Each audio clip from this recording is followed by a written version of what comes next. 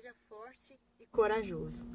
Essa foi a palavra que Deus falou para Josué, quando Moisés já tinha partido, e Josué era quem tinha ficado como sucessor de Moisés, ali naquela tarefa tão difícil que era conduzir o povo de Israel, depois de terem passado por tanta coisa, tanta situação difícil, e terem passado gerações, muita gente nova, muita gente que precisava aprender da palavra de Deus. Muitas guerras, porque na época eles lutavam mesmo, guerras braçais. E Deus falou para Josué ser forte e corajoso.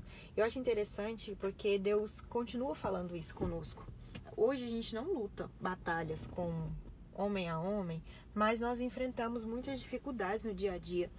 E essas dificuldades às vezes vêm para nos desanimar, às vezes faz a gente querer desistir. Josué, ele estava sem um líder espiritual naquele momento e ele teve que comandar.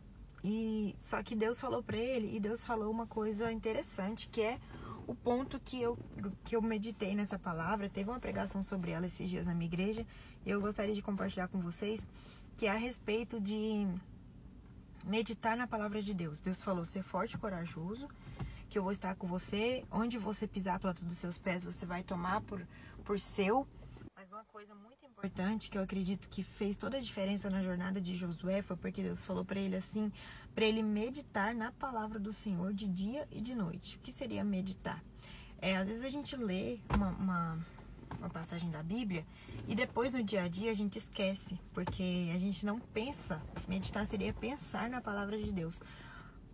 Como, por exemplo, você está passando uma dificuldade, então você está com um problema, alguma coisa na sua saúde ou qualquer outra situação que depende de Deus. E você já leu na Bíblia que Deus ele pode realizar milagres, que Deus ele pode fazer o que for. Para Deus não tem impossível. Mas no momento que você está passando, você esquece disso. Você esquece desse detalhe, você esquece dessa verdade. E foi por isso que Deus falou para Josué, para ele meditar de dia e de noite na palavra de Deus. Então, essa é a mensagem para esse dia de hoje. Hoje é 30 de janeiro, o primeiro mês do ano já se foi, já está acabando.